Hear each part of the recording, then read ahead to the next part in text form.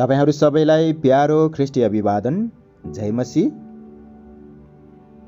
भजन सङ्ग्रह 119 को 130 पदले भन्छ, तपाईका वचनको व्याख्याले ज्योति प्रदान गर्छ, त्यसले सिधासाधा मानिसहरूलाई समझ शक्ति दिन्छ। साँच्चै नै परमेश्वर, तपाईको वचनले हामीलाई मार्ग निर्देशन गरेको छ। आज हामीलाई समझ शक्ति तपाईले दिनुभएको छ। हामी ठिक र बेठिक, असल र खराब, साँचो र झुटो छुट्याइकन जीवन, सत्य र बाटो तपाईँ यीशुलाई पछ्याउन सकेका छौँ। प्रभु, धन्यवाद छ तपाईलाई। वार्षिक बाइबल अध्ययन योजना अनुसार आज चौथो दिन मत्ती 11 अध्यायदेखि 13 अध्यायसम्म आज हामी पाठ गर्नेछौँ। मत्ती 11 अध्याय। येशू र बप्तिस्मा दिने यूहन्ना आफ्ना 12 चेलाहरूलाई आदेश दिइसक्नु भएपछि यीशु त्यहाँबाट तिनीहरूका सहरहरूमा सिकाउन र सुसमाचार प्रचार गर्नलाई जानुभयो। यूहन्नाले ख्रिस्टका कामहरूको चर्चा झ्यालखानामा सुने र आफ्ना चेलाहरूलाई उहाँ कहाँ यो कुरा सोध्न पठाए, आउनेवाला चाहिँ तपाईँ नै हुनुहुन्छ कि हामीहरू अरू कसैको प्रतीक्षा गरौँ?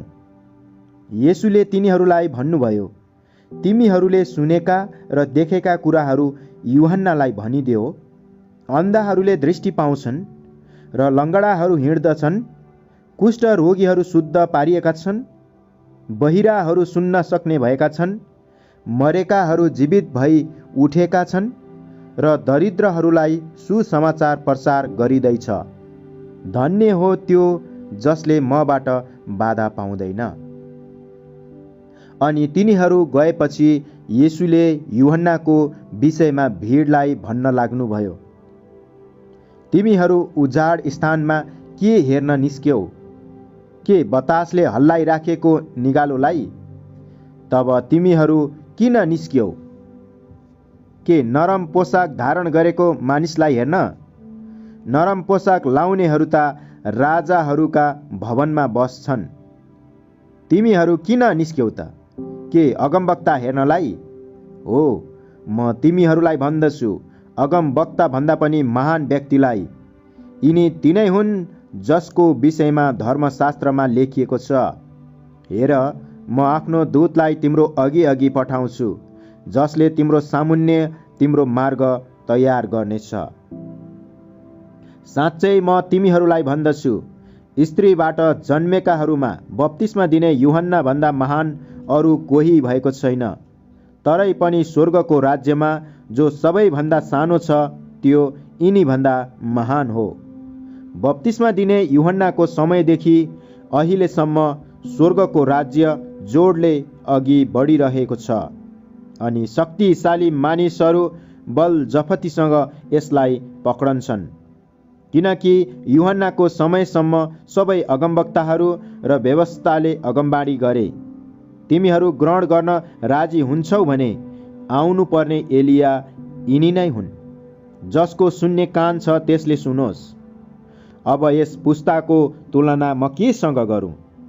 यो त बजारमा खेल्ने ससाना केटाकेटीहरू जस्तो हो, जसले तिनीहरूका साथीहरूलाई बोलाउँछन् र भन्दछन्, हामीहरूले तिमीहरूका निम्ति बाँसुरी बजायौँ तर तिमीहरू नाचेनौ, हामीहरूले विलाप गर्यौँ तर तिमीहरूले अफसोस गरेनौ। किनभने यूहन्ना खाँदै र पिउँदै आएनन् र तिनीहरू उनलाई भूत लागेको छ भनी भन्दछन्। मानिसको पुत्र खाँदै र पिउँदै आयो र तिनीहरू भन्दछन्, हेर, घिचुवा, पियक्कड, कर उठाउने र पापीहरूको मित्र। बुद्धि ठिक हो भन्ने कुरा त्यसका कामहरूबाटै प्रमाणित हुन्छ। पश्चाताप नगर्ने सहरहरू। जुन जुन सहरमा उहाँका धेरैजसो शक्तिशाली कामहरू गरिएका थिए, उहाँले तिनलाई धिक्कार्न लाग्नुभयो, कारण तिनीहरूले पश्चाताप गरेनन्। धिक्कार तँलाई ए खोराजिन, धिक्कार तँलाई ए बेतसेदा। किनकि तिमीहरूमा गरिएका शक्तिशाली कामहरू टुरोस र सिदोनमा गरिएका भए तिनीहरूले उहिले नै भाङ्रा लाएर र खरानी घसेर पश्चाताप गरिसक्ने थिए। तर म तिमीहरूलाई भन्दछु, न्यायको दिनमा तिमीहरूको भन्दा त टुरोस र सिदोनको हालत बढी सहनीय हुनेछ। ए कफर्नहुम, के त आकाशसम्मै उचालिनेछस् र त पातालसम्म खसालिनेछस्? किनकि तमा गरिएका शक्तिशाली कामहरू सदोममा गरिएका भएदेखि त्यो आजको दिनसम्म रहिरहने थियो। तर म तिमीहरूलाई भन्दछु, न्यायको दिनमा तेरो भन्दा त सदोम मुलुकको हालत बढी सहनीय हुनेछ। थकितहरूलाई विश्राम।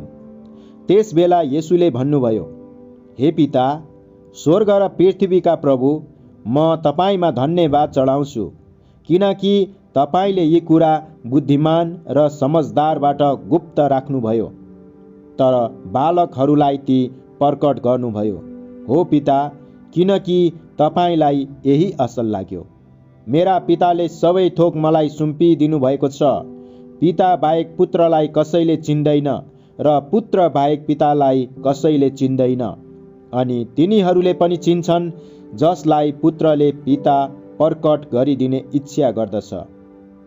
हे सबै थाकेका र बोझले दबिएका हो, म कहाँ आओ, म तिमीहरूलाई विश्राम दिनेछु। मेरो जुवा आफूमाथि ल्याऊ र मसँग सिक, किनभने म विनम्र र कोमल हृदयको छु, अनि तिमीहरूले आफ्ना आत्मामा विश्राम पाउनेछौ, किनकि मेरो जुवा सजिलो छ र मेरो भारी हलुको छ। सबातका प्रभु। त्यस समय येशू सबातमा अन्नका खेतहरूबाट भएर जाँदै हुनुहुन्थ्यो। उहाँका चेलाहरू भोकाएका थिए र अन्नका बाला टिप्दै खान लागे। तर फरिसीहरूले यो देखेर उहाँलाई भने, हेर्नुहोस्, तपाईँका चेलाहरू सबातमा जे गर्नु अनुचित छ त्यही गर्दछन्। तर उहाँले तिनीहरूलाई भन्नुभयो, दाउदले उनी र उनका साथमा हुनेहरू भोकाउँदा के गरेथे, के तिमीहरूले पढेका छैनौ? कसरी उनले परमेश्वरको भवनभित्र पसेर चढाइएको रोटी खाएथे। त्यो रोटी खान न त उनलाई न उनीहरूसँग हुनेहरूलाई, तर केवल पुजारीहरूलाई मात्र उचित थियो। अथवा के व्यवस्थामा पढेका छैनौ, कसरी सबातमा पुजारीहरूले मन्दिरमा सबातलाई अपवित्र तुल्याउँछन् र पनि निर्दोष ठहरिन्छन्। तर म तिमीहरूलाई भन्दछु, मन्दिरभन्दा महान कोही यहाँ छ। तर म बलिदान होइन, दया चाहन्छु भनेको अर्थ के हो सो तिमीहरूले जानेको भए तिमीहरूले निर्दोषीलाई दोष लाउने थिएनौ, किनकि मानिसको पुत्र सबातको प्रभु हो। त्यहाँबाट निस्केर उहाँ तिनीहरूको सभाघरमा जानुभयो। त्यहाँ एउटा हात सुकेको मानिस थियो। तिनीहरूले येशूलाई दोष लगाउने अभिप्रायले उहाँलाई सोधे, के सबातमा कसैलाई निको पार्नु उचित छ? उहाँले तिनीहरूलाई भन्नुभयो, तिमीहरूमध्ये कसैको एउटा भेडा छ र सबातमा त्यो खाल्टोमा पर्यो भने के तिमीहरू त्यसलाई समातेर बाहिर निकाल्दैनौ र? भेडाभन्दा मानिस कति बढी मूल्यवान छ, यसै कारण सबातमा भलो गर्नु उचित छ। तब उहाँले त्यस मानिसलाई भन्नुभयो, तिम्रो हात पसार। त्यसले हात पसार्यो र त्यो हात अर्को जस्तै सधैँ भइगयो। तर फरिसीहरूले बाहिर गएर उहाँलाई कसरी नाश गरौँ भनेर उहाँको विरुद्धमा महत्त्व गर्न लागे। परमेश्वरले चुन्नु भएको सेवक। तब त्यो कुरा थाहा पाएर येशू त्यहाँबाट गइहाल्नुभयो र धेरैजना उहाँको पछि लागे र उहाँले तिनीहरू सबैलाई निको पार्नुभयो र उहाँ को हुनुहुन्छ सो कसैलाई नबताउने चेतावनी तिनीहरूलाई दिनुभयो। यसैया अगमवक्ताद्वारा भनिएको वचन पूरा हुनलाई नै यो भएको हो, मेरो दास जसलाई मैले चुनेको छु, मेरो प्रिय जोसँग म प्रसन्न छु। म मेरो आत्मा तिनमा राखिदिनेछु र तिनले जाति जातिलाई न्यायको घोषणा गरिदिनेछन्। तिनी न त झगडा गर्नेछन्, न साह्रै चिच्याउनेछन्, न त कसैले तिनको स्वर गल्लीहरूमा सुन्नेछ। फुटेको निगालो तिनले भाँच्ने छैनन् र दीप भइराखेको सलेदो तिनले निभाउने छैनन् र अन्त्यमा न्यायलाई विजयसम्म पुर्याउनेछन्। तिनैको नाउँमा जाति जातिहरूले आशा राख्नेछन्। येशू र बालजिबुल। तब उहाँ कहाँ भूत लागेको एकजना अन्धो र गुङ्गो मान्छे ल्याइयो। येशूले त्यसलाई निको पार्नुभयो, यतिसम्म कि त्यो गुङ्गो मानिस बोल्ने र देख्ने भयो। अनि सबै भिडले अचम्म मानेर भने, के यिनी दाउदका पुत्र नै हुन सक्छन्? तर यो सुनेर फरिसीहरूले भने, यस मानिसले भूतको मालिक बालजिबुलद्वारा मात्र भूतहरूलाई धपाउँछ। तर उहाँले तिनीहरूको विचार थाहा पाएर तिनीहरूलाई भन्नुभयो, आपसमा फुट परेको हरेक राज्य उजाड पारिनेछ र हरेक सहर अथवा परिवार आफ्नै बीचमा फाटो पर्यो भने टिक्ने छैन। यदि शैतानले शैतानलाई निकाल्दछ भने त्यो आफ्नै विरुद्ध विभाजित हुन्छ र त्यसो भए त्यसको राज्य कसरी टिक्न सक्छ? यदि मैले बालजिबुलद्वारा भूतहरू धपाउँछु भने तिमीहरूका छोराहरूले चाहिँ कसद्वारा ती निकाल्दछन्? यसकारण तिनीहरू नै तिमीहरूका न्यायकर्ता हुनेछन्। तर यदि परमेश्वरका आत्माद्वारा म भूतहरू धपाउँछु भने परमेश्वरको राज्य तिमीहरूमा आइसकेको छ। पहिले बलियो मानिसलाई नबाधिकन त्यसको घरभित्र पसेर कसले त्यसको धनमाल लिएर जान सक्छ? त्यस बलियो मानिसलाई बाँधेपछि मात्र त्यसको घर लुट्न सक्छ। जो मेरो साथमा छैन त्यो मेरो विरुद्धमा छ र जसले मसँग बटुल्दैन त्यसले छरपष्ट पार्छ। त्यसै कारण म तिमीहरूलाई भन्दछु, मानिसहरूले गरेको हरेक पाप र ईश्वर निन्दा क्षमा हुनेछ, तर पवित्र आत्माको विरुद्धमा गरिएको निन्दा क्षमा हुने छैन। कसैले मानिसको पुत्रको विरुद्धमा केही भन्यो भने त्यसलाई क्षमा हुनेछ, तर कसैले पवित्र आत्माको विरुद्धमा बोल्यो भने त्यसलाई यस युगमा र आउने युगमा पनि क्षमा हुने छैन। कि रुखलाई असल बनाओ र त्यसको फल असल हुनेछ, कि रुखलाई खराब बनाओ र त्यसको फल पनि खराब हुनेछ, किनभने फलबाट नै रुख चिनिन्छ। ए सर्पका बच्चा हो, तिमीहरू आफै दुष्ट छौ, असल कुरा कसरी बोल्न सक्छौ? किनभने हृदयमा भरिएका कुराहरू नै मुखबाट निस्कन्छन्। असल मानिसले आफूभित्र भरिएका असल थोकबाट असलै थोक निकाल्छ, तर दुष्ट मानिसले आफूमा भरिएको दुष्टताबाट दुष्ट थोक नै निकाल्छ। म तिमीहरूलाई भन्दछु, हरेक व्यर्थको कुरा जो मानिसहरू बोल्दछन्, न्यायको दिनमा तिनीहरूले त्यसको लेखा दिनुपर्नेछ। किनकि तिम्रा वचनहरूले तिमी निर्दोष ठहरिनेछौ र तिम्रा वचनहरूले तिमी दोषी ठहरिनेछौ। चिन्ह हेर्ने इच्छा। तब शास्त्रीहरू र फरिसीहरूमध्ये कुनैले उहाँलाई भने, गुरुज्यू, हामी तपाईँबाट एउटा चिन्ह हेर्न चाहन्छौँ। उहाँले तिनीहरूलाई जवाफ दिनुभयो, दुष्ट र व्यभिचारी पुस्ताले चिन्ह खोज्दछ, तर यस पुस्तालाई योना अगमवक्ताको चिन्ह बाहेक अरू चिन्ह दिइने छैन। किनकि जसरी योना ठुलो माछाको पेटभित्र 3 दिन र 3 रात थिए, उसरी नै मानिसको पुत्र पनि पृथ्वीको गर्भमा 3 दिन र 3 रात रहनेछ। निनवेका मानिसहरू न्यायको दिनमा यस पुस्ताको साथ खडा हुनेछन् र यसलाई दोषी ठहर्याउनेछन्, किनकि तिनीहरूले योनाको प्रचारमा पश्चाताप गरेथे। तर हेर, योना भन्दा महान कोही यहाँ छ। दक्षिणकी महारानी न्यायको दिनमा यस पुस्ताको साथ खडा हुनेछिन् र यसलाई दोषी ठहर्याउनेछिन्, किनकि तिनी पृथ्वीको पल्लो छेउदेखि सोलोमनको बुद्धिका कुरा सुन्नलाई आइन्। तर हेर, सोलोमन भन्दा महान कोही यहाँ छ। जब अशुद्ध आत्मा मानिसबाट निस्केर जान्छ, त्यो विश्राम खोज्दै ओबानो ठाउँतिर डुली हिँड्छ, तर कतै पाउँदैन। तब त्यसले भन्छ, जहाँबाट म निस्केर आएँ त्यही आफ्नो घरमा म फर्की जानेछु। फर्की आउँदा त्यसले घर रित्तो, सफा गरिराखेको र सजिएको भेट्टाउँछ। तब त्यो जान्छ र आफूभन्दा बढी दुष्ट अरू 7वटा भूतात्मा आफूसँग ल्याउँछ र भित्र पसेर तिनीहरू त्यहाँ बास गर्छन् र त्यस मानिसको पछिल्लो दशा अघिल्लो भन्दा अझ नराम्रो हुन्छ। यस दुष्ट पुस्तालाई पनि त्यस्तै हुनेछ। येशूका आमा र भाइहरू। येशू भिडहरूसँग बोलिरहनु भएको बेला उहाँका आमा र भाइहरू बाहिर खडा थिए र उहाँसँग कुरा गर्न चाहन्थे। तब एकजनाले येशूलाई भन्यो, हेर्नुहोस्, तपाईँकी आमा र तपाईँका भाइहरू बाहिर खडा छन् र तपाईँसँग कुरा गर्न चाहन्छन्। तर उहाँसँग बोल्नेलाई येशूले भन्नुभयो, मेरी आमा को हुन्, मेरा भाइहरू को हुन्? अनि उहाँले आफ्नो हातले चेलाहरूलाई देखाउँदै भन्नुभयो, हेर मेरी आमा र मेरा भाइहरू, किनभने जसले स्वर्गमा हुनुहुने मेरा पिताको इच्छा पालन गर्दछ त्यही नै मेरो भाइ र मेरी बहिनी र मेरी आमा हुन्। मत्ती अध्याय 13। बिउ छर्नेको दृष्टान्त। त्यही दिन यीशु घरबाट निस्केर समुद्रको किनारमा बस्नुभयो। अनि यति ठुलो भिड उहाँको नजिक भेला भयो कि उहाँ डुङ्गामा चढेर बस्नुभयो अनि सबै मानिसहरू किनारमा खडा भए। उहाँले तिनीहरूलाई दृष्टान्तमा धेरै कुरा भन्नुभयो। उहाँले भन्नुभयो, एकजना बिउ छर्न निस्कियो।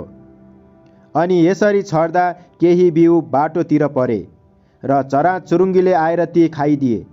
केही बिउ ढुङ्गेनी जमिनमा परे जहाँ धेरै माटो थिएन र गहिरो माटो नभएकोले ती छिट्टै उम्रे, तर जब घाम लाग्यो ती ओइलाए र जरा नभएकोले ती सुकिहाले। अरूहरू चाहिँ काँडाहरूका बीचमा परे, तर काँडाहरू बढेर आए र तिनीहरूलाई निसासिदिए। अरू बिउ असल जमिनमा परे र कुनैले 100, कुनैले 60, कुनैले 30 गुणा फल दिए। जसको कान छ त्यसले सुनोस्। अनि चेलाहरू आएर उहाँलाई भने, तपाईँ तिनीहरूसँग किन दृष्टान्तहरूमा बोल्नुहुन्छ? उहाँले तिनीहरूलाई जवाफ दिनुभयो, तिमीहरूलाई त स्वर्ग राज्यका रहस्यहरूको ज्ञान दिएको छ, तर तिनीहरूलाई भने दिएको छैन। किनकि जससँग छ त्यसलाई दिइनेछ र त्यससँग प्रशस्त हुनेछ, तर जससँग छैन त्यससँग भएको पनि त्यसबाट खोसिनेछ।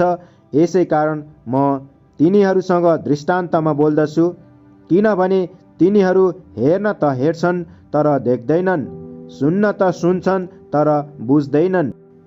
यशायाको अगमबाणी तिनीहरूमा पुरा भएको छ, सुन्न त तिमीहरू सुन्छौ तर कहिल्यै बुझ्दैनौ, हेर्न त हेर्छौ तर कहिल्यै देख्दैनौ। किनकि यी मानिसहरूको हृदय बोधो भएको छ र तिनीहरूका कान बहिरा भएका छन् र तिनीहरूले आफ्ना आँखा बन्द गरेका छन्। नत्र त तिनीहरूले आँखाले देख्ने थिए, कानले सुन्ने थिए, हृदयले बुझ्ने थिए र फर्कने थिए र म तिनीहरूलाई निको पार्ने थिएँ। तर तिमीहरूका आँखा धन्य हुन् किनकि तिनले देख्दछन्, तिमीहरूका कान धन्य हुन् किनकि तिनले सुन्छन्। साँच्चै म तिमीहरूलाई भन्दछु, तिमीहरूले देखेका कुरा धेरै अगमवक्ताहरूले र धर्मी जनहरूले हेर्न उत्कृष्ट इच्छा गरेथे तर देखेनन्, अनि तिमीहरूले सुनेका कुरा सुन्न उत्कृष्ट इच्छा गरेथे तर सुनेनन्। दृष्टान्तको अर्थ। बिउ छर्नेको दृष्टान्त सुन। जब कसैले राज्यको वचन सुन्छ र सो बुझ्दैन, तब दुष्ट आउँछ र त्यसको हृदयमा जे छरिएको थियो सो खोसेर लैजान्छ। बाटोतिर छरिएको बिउ चाहिँ त्यही हो।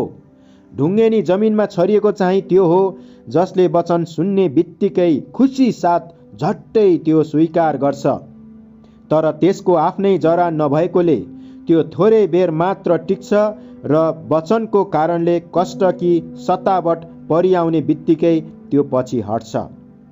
काँडाहरूमा छरिएको चाहिँ त्यो हो जसले वचन सुन्छ, तर यस संसारको फिक्री र धन सम्पत्तिको छलले वचनलाई बाधा दिन्छ र त्यो फल नदिने हुन्छ। तर असल जमिनमा छरिएको चाहिँ त्यो हो जसले वचन सुन्छ र बुझ्दछ र साँच्चै फल फलाउँछ। त्यसले छरेको बिउबाट 100 गुणा, 60 गुणा र 30 गुणा फसल फलाउँछ। सामाको दृष्टान्त। येशूले फेरि तिनीहरूलाई अर्को दृष्टान्त सुनाउनु भयो।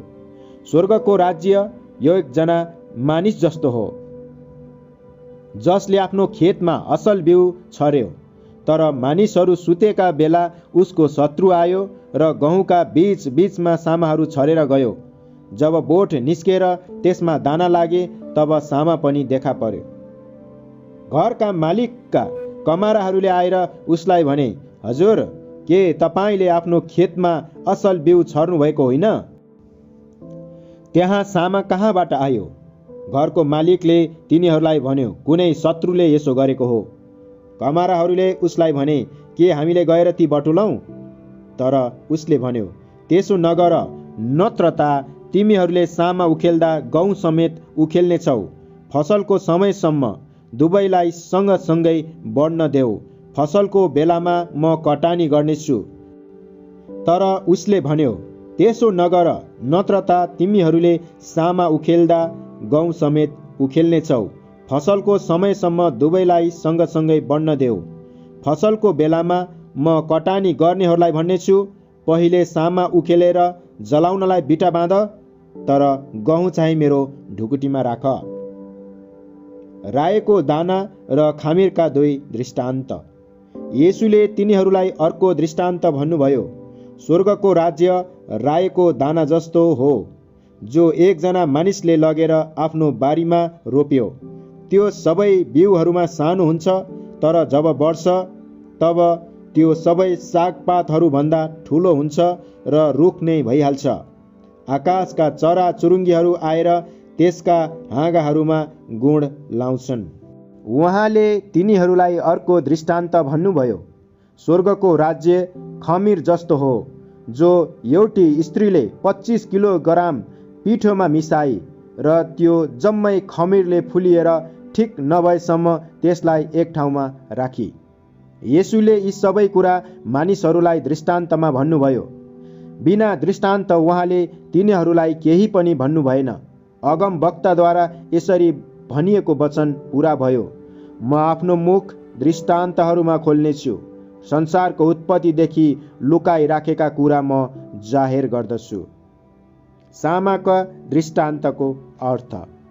तब उहाँ भिडलाई छोडेर घरमा जानुभयो र उहाँका चेलाहरूले उहाँ कहाँ आएर भने, खेतको सामाबारे दृष्टान्तको अर्थ हामीलाई बताइदिनुहोस्। उहाँले तिनीहरूलाई जवाफ दिनुभयो, असल बिउ छर्ने चाहिँ मानिसको पुत्र हो। खेत संसार हो। असल बिउ चाहिँ राज्यको सन्तान हो र सामा दुष्टको सन्तान हो। सामा रोप्ने शत्रु चाहिँ दियावलस हो। फसलको समय चाहिँ युगको अन्त्य हो। खेतालाहरू स्वर्गदूतहरू हुन्। जसरी सामा उखेलेर आगोमा भस्म गरिन्छ, युगको अन्त्यमा पनि त्यस्तै हुनेछ। मानिसको पुत्रले आफ्ना दूतहरू पठाउनेछ र पाप गर्न लाउने प्रत्येक थोक र दुष्ट काम गर्नेहरू सबैलाई तिनीहरूले उसको राज्यबाट बटुल्नेछन् र उनीहरूलाई आगोको भट्टीमा फालिदिनेछन्। त्यहाँ मानिसहरू रुनेछन् र धारा किट्नेछन्। तब धर्मी जनहरू आफ्ना पिताको राज्यमा सूर्य जस्ता चम्किला हुनेछन्। जसको कान छ त्यसले सुनोस्। गाडा धन। स्वर्गको राज्य कुनै एउटा खेतमा गाडी राखिएको गाडा धन जस्तो हो, जो एकजना मानिसले भेट्टाएर लुकाई राख्दछ र आनन्दित भएर ऊ जान्छ र आफूसित भएका सबै बेच्छ र त्यो खेत किन्छ। बहुमूल्य मोती। फेरि स्वर्गको राज्य असल मोतीहरू खोज्ने एउटा व्यापारी जस्तो हो। त्यसले एउटा बहुमूल्य मोती भेट्टाएपछि गएर आफूसँग भएका सबै बेचेर त्यो मोती किन्यो। माछा पक्रने जाल। स्वर्गको राज्य समुद्रमा हानेको एउटा जाल जस्तो पनि हो, जसमा हर किसिमका माछाहरू पर्दछन्। अनि जाल भरिएपछि मानिसहरूले त्यसलाई किनारमा तानी निकाले र बसेर असल जतिलाई भाँडाहरूमा जम्मा गरे र खराब जतिलाई बाहिर फाले। युगको अन्त्यमा यस्तै हुनेछ। स्वर्गदूतहरूले आएर दुष्टहरूलाई धर्मीहरूका बीचबाट छुट्याउनेछन् र उनीहरूलाई आगोको भट्टीमा फालिदिनेछन्। त्यहाँ मानिसहरू रुनेछन् र धारा किट्नेछन्।